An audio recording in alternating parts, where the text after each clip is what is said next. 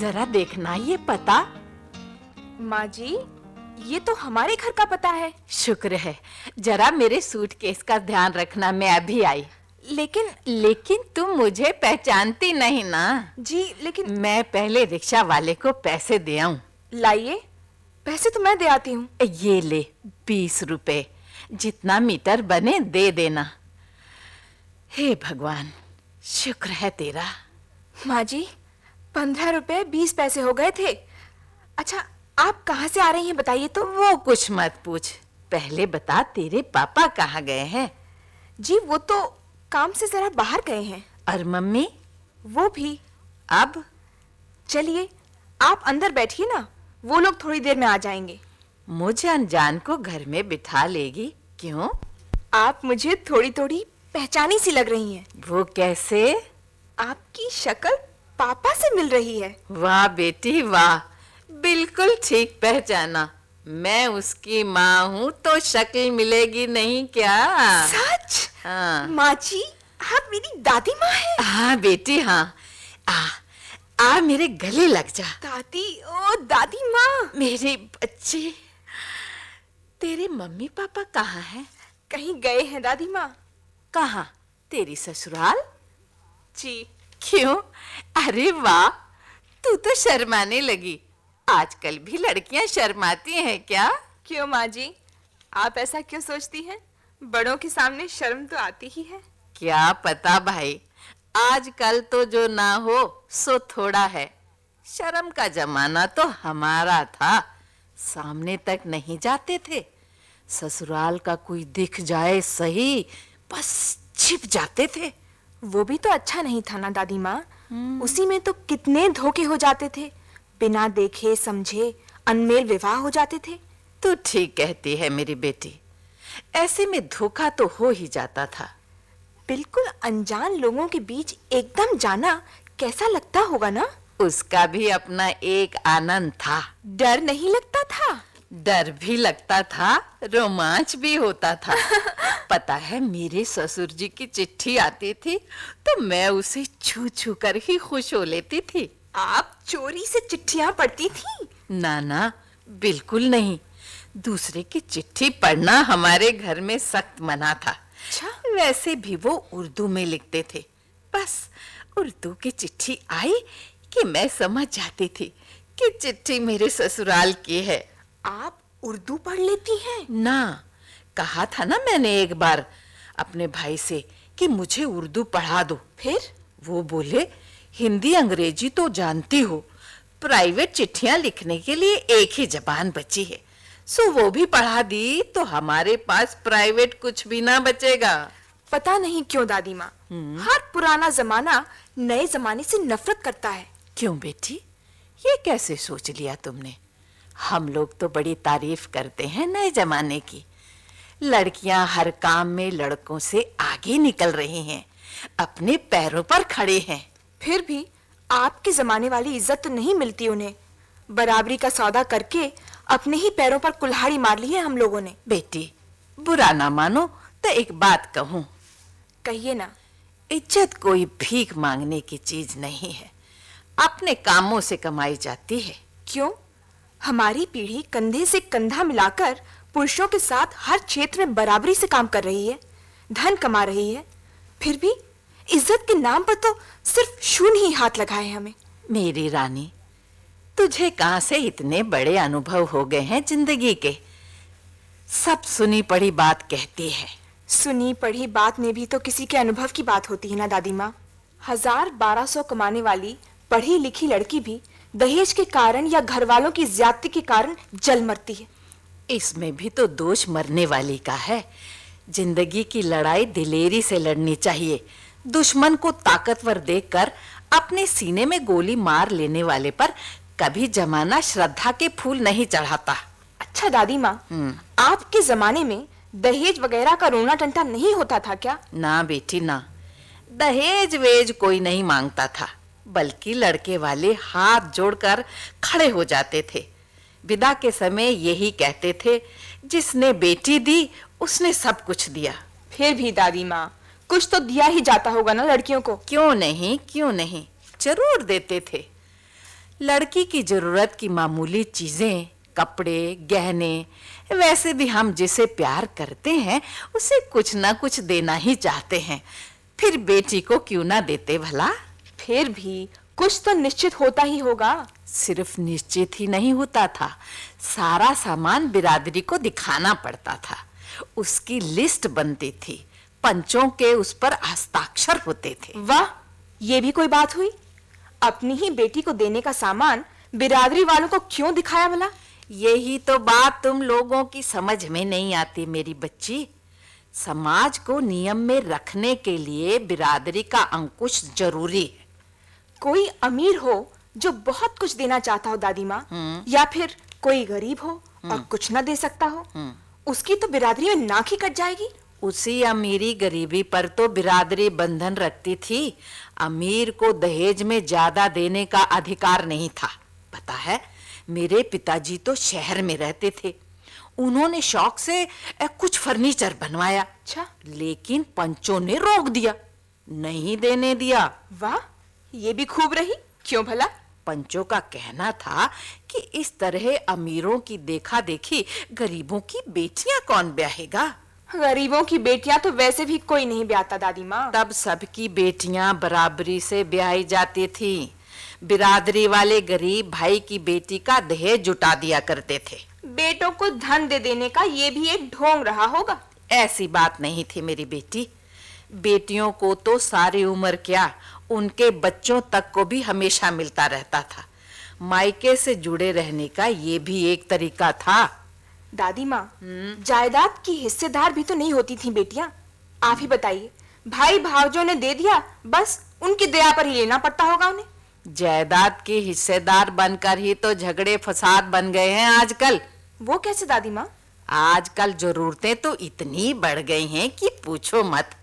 मैं जहाँ जाती रहती हूँ वहाँ आए दिन यही देखती हूँ, सुनती हूँ कि शादी भी धूमधाम से करा लेते हैं, बाद में तीज त्योहार भी मांगते हैं, फिर जायदाद भी मांगते हैं। लड़कियों की तो बस आजकल चांदी ही चांदी है। नहीं नहीं दादी माँ, ये आपका गलत ख्याल है। पढ़ी लिखी समझदार लड़कियां ऐसा नहीं होने देती। वे पहले से ही सब कुछ साफ कर लेती हैं। तूने क्या क्या पक्का कर लिया है, बता तो सही। हटो भी दादी। अच्छा, ये बताओ, आपके समय में बारातें तो बड़ी लंबी चौड़ी हुआ करती थी। हमने वो सब बंद कर दिया है अब। फालतू। बेटी, फालतू तो कभी कुछ नहीं होता। जमाने के साथ चलो तो सब कुछ अच्छा लगता है। क्यों? वो कई कई दिन तक रुकते नहीं थे लड़की वालों के घरों पर? हमारे गांव में ऐसा नहीं होता था। बताया ना कि हर बात पर बिरादरी का बंधन होता था। परिवार बड़े होने से बारात में काफी लोग आते थे बेशक, लेकिन सभी बारातियों को लड्डू और मोगरे के फूलों के हार देकर विदा कर दिया जाता था। अच्छा? सिर्फ घर के 5 बुजुर्ग खाना खाते थे और बहू विदा कर ले जाते थे। सुना है दादी माँ, औरतें बारात में नहीं जाया करती थीं। हाँ, सिर्फ दूल्हा की बहनें जाती थीं, बच्चे जाते थे। आप भी बारात में कभी जाती थीं? अरे बेटी, ये तो मत पूछो। बारात का तो बड़ा मजा आता था बचपन में। वो क्या दादी माँ, बताइए तो। 200-300 लोगों की बारात जाती थी। अच्छा? शाम का वक्त होता था बारात का। बस हम लोग जो गली में खेलते रहते थे ना, बारात में शामिल हो जाते थे और लड्डू ले आते थे। कभी पकड़े नहीं गए? हाँ, एक बारात में मेरे पिताजी भी थे। बस उस दिन तो गलियों में छिप छिप कर घर वापस आ गई। फिर से तौबा कर ली मैंने। वाह दादी माँ वाह। वैसे इस मामले में मैं आपकी सच्ची वंशज हूँ। सो कैसे बेटी? मुफ्त आइसक्रीम उड़ा के। अच्छा, बचपन का मजा तो बचपन का ही होता है। अरे, आपने उपमा तो खाया ही नहीं दादी माँ। तेरी प्यारी बातों ने तो ऐसी मीठी यादें दिला दी कि पेट ही भर गया मेरा। बेटी देख तो, बाहर कोई हलचल है। ऐसा लगता है कोई आया है, जा देख क्या। हाँ, शायद मम्मी पापा लौट आए होंगे। अच्छा। अभी आई मैं। पापा, कितनी देर कर दी आपने? हाँ बेटी, देर तो लग ही जाती है। हर्षा, पानी पिला बेटी। क्यों, वहाँ उन लोगों ने कुछ खिलाया पिलाया नहीं आपको? आज के दिन भला वहाँ कैसे खा सकते थे? आखिर हम लोग लड़की वाले हैं। ओह नो मम्मी, कितना भी सुधारो आप नहीं सुधरोगी। जाओ, मैं अभी पानी नहीं देती आपको। वाह बिटिया रानी, अभी से नाच नखरे करने लगी। अभी तो पराई होने में 36 घंटे बाकी हैं। ओह मम्मी। भाई हमने तो डट कर खाया। प्रकाश की माँ ने अपने हाथ से गर्मा गर्म कचौड़ियां खिलाई। भाई मजा आ गया। मैंने तो तुम्हारी माँ से भी कहा था, मानी ही नहीं। चटनी तो क्या लाजवाब बनी थी। हाँ, शगुन देने गए लड़की के घर और बैठ गए जिम में। लो, शर्म तो नहीं आती, ऊपर से डींगे मार रहे हैं। मैं तो तुम्हारे तेवर देखकर रुक गया, नहीं तो और भी हाथ साफ करने का विचार था। और हर्षा ही तो प्यारा बेटा है हमारा, क्यों बेटी? बिल्कुल ठीक कहा पापा आपने। अच्छा पापा, आपके लिए अंदर एक सरप्राइज है। जबरदस्त सरप्राइज। वो क्या है भाई? बूझो तो जाने। बेटा बिंदन, माँ, आप कब आई? मेरे बेटे, मेरे बच्चे। माँ जी, बहू आओ, बहू आओ, अब मेरे गले लग जाओ। आपने आने की खबर क्यों नहीं की? आपको पता कैसे मिल गया? परसों हरदयाल मिला था, उसने बताया कि हर्षा बेटी की शादी है, सो रहा नहीं गया, चली आई। आपने बहुत अच्छा किया कि आप आ गई। आपने मुझे माफ कर दिया। अरे बहू, छोड़ पुरानी बातों को। खुशी का दिन भगवान ने दिखाया है, खुशियां मनाओ। बिल्कुल ठीक कहा माँ। हाँ। मैं अभी ढोलक मंगवाता हूँ। हाँ। अब तुम तो सुहाग गाओ। तुम तो कितना अच्छा गाती हो माँ। सच, आपके मीठे बोल जो आपने मेरी शादी के समय गाए थे अभी भी कानों में गूंजते हैं। अरे तो मैं अकेली नाचूंगी गाऊंगी क्या? हाँ? माँ जी, रिश्तेदारों को तो नहीं बुलाया। आजकल की महंगाई में मेहमानों का खर्च। हाँ माँ, उमा ठीक कहती है। और माँ जी, ऑफिस से छुट्टी भी कितनी ली जा सकती है ना? और जो शादी के लिए बम्बई आएगा माँ, वो बाद में भी तो एक हफ्ता भर बम्बई में रहकर घूमेगा फिरेगा ना।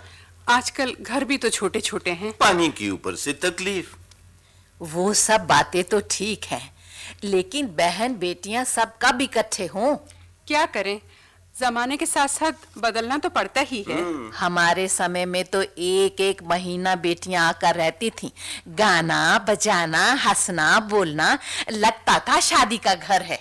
झगड़े भी तो होते थे। झगड़े तो मत पूछो माँ, अपनी शादी के बाद नहीं, वो मामा ने क्या सीन क्रिएट किया था। जहाँ चार बर्तन होते हैं वहाँ खटकते ही हैं, उससे रिश्ते थोड़े ही टूट जाते हैं। अपनों से लड़ने का भी तो एक आनंद है। हाँ, वो आनंद। माँ, माँ जी, आप कब आई? लगता है अभी आप नहाई नहीं। चलिए नहा लीजिए। वाह, मेरी बात तो वही रह गई। बिंदन, शादी के समय बहनों को नहीं बुलाया? माँ आप आ गई हैं, बहुत ही अच्छा हो गया। हाथी के पाँव में सबके पाँव। लेकिन मैं क्या अकेली अच्छी लगूंगी? लोग क्या कहेंगे? माँ, हमने कहने वाले लोगों को बुलाया ही नहीं। मेरे पास जितनी सामर्थ्य थी उस हिसाब से ही मैंने इंतजाम किया है। फालतू कितना पैसा खर्च हो जाता है। बेटा, कितनी मान मनोतियों से तुझे पाया, इसलिए कि बेटियों के मायके का दरवाजा खुला रहे। वही तो क्या? अरे कुछ नहीं माँ। कुछ कैसे नहीं? तेरे मन में क्या है, आज तू कह डाल। नहीं माँ, मन हल्का हो जाएगा। नहीं माँ नहीं। आप उठो, अब नहा दो। माँ जी, आप बुरा ना माने तो मैं कहूँ। बोल रानी, तू ही बोल। ये तो अंदर ही अंदर घुलता रहता है, कुछ बोले तो। ये सोचते हैं कि एक बेटा पाने के लिए आपने 4 बेटियों को जन्म दिया। इनकी जिम्मेदारी कितनी बढ़ गई है, सारी उम्र तो उसी में कट गई। बहू, तू भी एक औरत है, सच सच बता, तेरा मन नहीं करता कि तेरा भी एक बेटा हो? हाँ, करता क्यों नहीं, लेकिन हमने बेटी को ही बेटा मान लिया है माँ। बेटा ना हो तो लड़कियां कहाँ जाएं? मायका खत्म ना हो जाए। बेटियों को इस लायक बनाओ माँ कि मुझे ही देखिए ना, मैं नौकरी करती हूँ, मेरे पापा को बिल्कुल फिक्र नहीं कि हर समय मुझे कुछ ना कुछ भेजते ही रहना चाहिए। माँ, आप भी अगर उषा और अरुणा से नौकरी करवा लेती तो। उस जमाने में कौन नौकरी करता था? नौकरी करने लगती तो कोई नहीं ब्याहता अपनी बेटी। सब ब्याहते, पैसा किसी को नहीं काटता है माँ। सब अपनी अपनी जिम्मेदारी उठा लें तो रिश्ते कितने मधुर बन जाते हैं। बहनों को देने के डर से तो शादी में नहीं बुलाया। ये बात नहीं है माँ। यही बात है। आप ठीक कहती हैं माँ जी। हमारे पास इतना होना भी तो चाहिए कि घर बुलाकर उनका उचित आदर सत्कार कर सकें। क्यों? बहनों को कभी कभार देना नहीं चाहिए क्या? अब तक दिया नहीं क्या? वो तो उनका लेने का हक बनता है। समाज ने बनाए नियम तो नहीं तोड़े जा सकते। अपनी कमर चाहे टूट जाए। माँ जी, उषा अरुणा की शादी के लिए इन्होंने लोन लिया, वो मैंने नौकरी करके उतारा। अब अगर हर्षा की शादी के समय लोन लेकर समाज के नियमों को निभाते तो। वो मैं पूरा करती मम्मी। हर्षा, तुम चुप रहो, बड़ों के बीच में नहीं बोलते। मम्मी, अभी तो दादी कह रही थीं कि उनके समाज के नियम बहुत अच्छे थे। तुम ठीक कहती हो बेटी। हमारे जमाने में इंसान की जरूरतें कम थी और बच्चे भी कम थे। हाँ, सच है। बच्चे तो कम नहीं होते थे, बल्कि 8-10 बच्चे होते ही थे। अलबत्ता देश की आबादी कम थी, इसलिए लोग प्रेम भाव से रहते थे। माँ जी, सब अपनी अपनी जिम्मेदारी स्वयं उठा लें तो प्रेम अब भी बना रह सकता है। वो कैसे? देखिए ना, हमने हर्षा को इस लायक बना दिया है कि ये कभी हम पर बाहर नहीं बनेगी। हाँ दादी, मेरी माँ केवल एक बेटी से ही संतुष्ट है। संतोषी परम सुखी। दादी माँ, कल मैंने एक कहानी पढ़ी। चलो, जमाना बदल गया, अब पोती दादी को कहानी सुनाएगी। पापा। अच्छा, भाई सुनाओ। हाँ, सुना बेटा सुना। दादी, कहानी ऐसी है। एक आदमी था, उससे कहा गया कि सूर्योदय से सूर्यास्त तक अच्छा। वो जितनी जमीन नाप सके वो जमीन उसकी हो जाएगी। फिर क्या दादी माँ? वो आदमी इतना लालची था कि भागता ही रहा और सूर्यास्त तक वापस ही न लौट सका। तो थोड़ी भी जमीन उसे नहीं मिली। बिल्कुल नहीं मिली। जैसे पुत्र कामना से तुम्हें भी जीवन भर सुख नहीं मिला, मेरी भी जिम्मेदारियां बढ़ा दी, अपनी भी।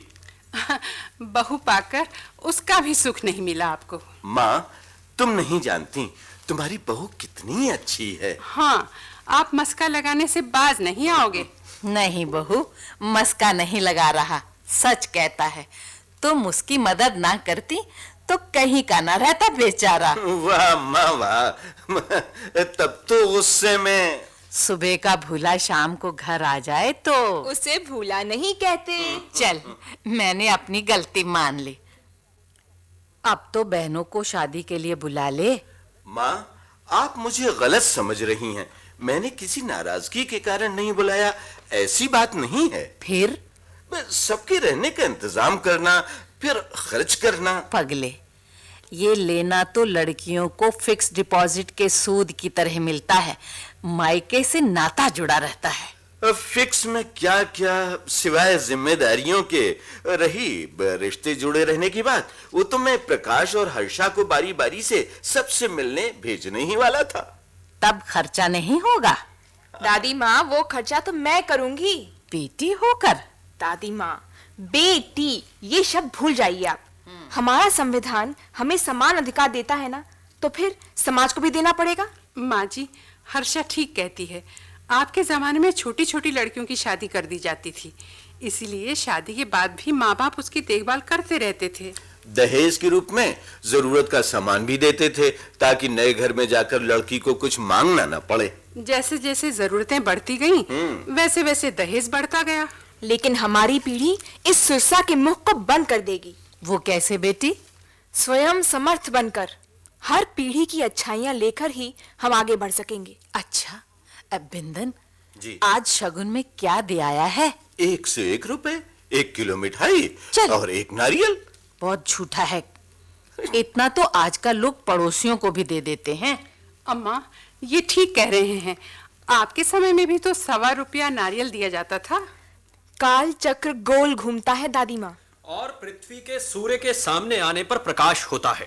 प्रकाश, तुम इस समय? आओ आओ आओ भाई प्रकाश, बड़े समय से आए। वो कैसे? आज 3 पीढ़ियों के विचारों का संगम हो रहा है। और हमारी पीढ़ी जीत रही है। संगम में हार जीत कैसी? ठीक कहते हो प्रकाश, संगम में समन्वय है, जहाँ सब एक रूप हो जाते हैं। मुझे कुछ समझाइए तो। समझ तो समय से स्वयं आ जाएगी बेटा। हमारी माँ से मिलो। अम्मा, ये तुम्हारा होने वाला दामाद प्रकाश। नमस्कार माँ जी। जुग जुग जियो बेटा। आज तो आंखें ठंडी हो गई। आओ इधर आओ, मेरे पास बैठो। जी। घर में सब अच्छे हैं ना? तुम्हारे मम्मी पापा? कल मिलूंगी उनसे भी, मेरे समधी है ना। मम्मी आज शाम को आएंगी। प्रकाश बेटा, इस समय कैसे आ गए? मम्मी, एक शिकायत और शर्त लेकर आया हूँ। क्या हुआ बेटा? माँ, आप घबराओ मत। वो जमाना गया जब लेन देन की तकरार में रंग में भंग हो जाता था। हाँ माँ, तुम बेफिक्र रहो। मुझे प्रकाश के पापा के चरणों में पगड़ी वगड़ी नहीं रखनी पड़ेगी। क्यों रे, तेरी शादी में क्या तेरे ससुर की पगड़ी उतरवाई थी? माँ, आप तो झट बुरा मान जाती हैं। प्रकाश तो मजाक कर रहा था, उसकी तो आदत है। ना मम्मी ना, इस भ्रम में मत रहना। I mean it. क्या? शिकायत? कैसी शिकायत? आपने सुबह हमारे घर कुछ खाया नहीं, मम्मी को बहुत बुरा लगा। ये old wine in new bottles mummy को बिल्कुल पसंद नहीं। शादी के बाद खाऊंगी ना। बाद में नहीं, अभी। देखिए देखिए, मैं आपके लिए साड़ी और मिठाई लाया हूँ। लो। तू तो निरा पगला है रे, ऐसे कोई लेता है? कोई ले न ले, आपको तो ये साड़ी लेनी ही पड़ेगी। शादी के समय आप यही साड़ी पहनेंगी। प्लीज प्रकाश। ये मैं अपनी कमाई से लाया हूँ, मम्मी के लिए भी लाया हूँ। आज सुबह जब आपने मेरी आरती उतारी तो यही कहा था ना कि आज से प्रकाश हमारा बेटा है। अब वो तो है ही, हमने बेटी देकर बेटा पाया है। फिर मेरी मम्मी ने तो खुशी से साड़ी ली, बल्कि वो तो आनंद से झूम उठी। उनका तो हक बनता है। मम्मी, आरती की थाली कभी लौटाई नहीं जाती। आप माँ होकर बेटे का मन दुखा रही हैं। प्रकाश, बेटा प्रकाश। अरे मम्मी, आप तो रोने लगी। नहीं तो। चलिए मुंह खोलिए, खोलिए ना। ऐसे। अब ये लीजिए साड़ी। जुग जुग जियो मेरे बेटे। आज पहली बार मैंने भी किसी से लिया है, नहीं तो सिवाय देने के कुछ जाना ही नहीं। ए मम्मी, जमाई को अभी से मस्का मत लगाओ। मैंने भी पिछली तनख्वाह से साड़ी लाकर दी थी आपको। मुझे गरीब की तो कोई गिनती ही नहीं है। चलो हटो। भाई दिव्य प्रकाश, आज से मैं भी तुम्हारा पापा हुआ। पापा, आप घबरा क्यों रहे हैं? ये रहा आपके लिए। Wonderful wonderful. लाओ, मैं पहन कर देखूं। Good, very good. वाह वाह, बिंदन, वाह। ये क्या है? लड़की की शादी है या गुड्डे गुडिया का ब्याह? जमाई से? माँ, आज से जमाई नहीं, हमारा बेटा है, बेटा। फिर भी? अच्छा माँ, ये बताओ, मैंने आज तक सबको दिया है ना? मुझे कभी किसी ने कुछ दिया है क्या? दिया है तो कोई एहसान किया है, फर्ज निभाए हैं। अब मेरे प्रति किसी का फर्ज नहीं है। हाँ दादी माँ, पापा ठीक ही तो कहते हैं। मेरी दादी अम्मा, जमाना बदल रहा है। हाँ दादी माँ, देखिए, पापा ने आपके प्रति, अपनी बहनों के प्रति, अपनी बेटी के प्रति अपना फर्ज पूरा किया। तो किसी पर एहसान किया जो शादी से पहले जमाई से लेने लगे? ओ नो नो दादी, जमाई नहीं, बेटा कहो, बेटा। आज से हम आपके फर्ज बांट लेंगे। ऐसा कभी हुआ है क्या? जो कभी नहीं हुआ वो हमारी पीढ़ी करके दिखाएगी। प्रकाश ने ठीक कहा है, मुझे भी एक अनाउंसमेंट करनी है। वो क्या? मैंने आज तक जितना पैसा जमा किया है ना, वो मम्मी पापा के नाम फिक्स डिपॉजिट में रखा दूंगी। ये क्या पागलपन है? बस हो गया। मम्मी, ये आइडिया तो मुझे अभी अभी दादी माँ से मिला है। क्या? और क्या, आपने ही तो कहा था ना, बीच बीच में तीज त्योहार आदि पर लड़कियों को जो कुछ दिया जाता है वो तो उनके मायके की जायदाद के हिस्से का सूद होता है। इसका ये मतलब तो नहीं कि बाप बेटी की कमाई रख लेगा? हाँ हर्षा, अम्मा ठीक कहती हैं। वो तो तुम्हारा पैसा है, अपनी गृहस्थी का सामान उस पैसे से खरीदो। अपने कष्ट से कमाए पैसों से गृहस्थी बसाने का सुख ही कुछ और होता है। Here you are, पापा। आप भी अपने कष्ट से कमाए पैसे का उपभोग करिए। सच, कितनी सुंदर कल्पना है। सब अपनी अपनी जिम्मेदारी स्वयं उठा लें तो सारे झगड़े ही खत्म हो जाएं। बहू, मुझे भी लगता है कि तुम ठीक कहती हो। मैं अगर अपनी जिम्मेदारियां तुम पर ना डालती तो। हमने निभाई ना, अब सोचना छोड़ दो माँ। हाँ अम्मा, इस मंगल बेला में बच्चों को आशीर्वाद दो कि इनकी पीढ़ी के नए विचारों से नया प्रकाश फैले। प्रकाश यहाँ है। लगता है वो दिन लौट आए हैं जब लोग कहते थे जिसने बेटी दी उसने सब कुछ दिया। दादी माँ, काल चक्र गोल घूमता है। जुग जुग जियो मेरे बच्चों, जुग जुग जियो।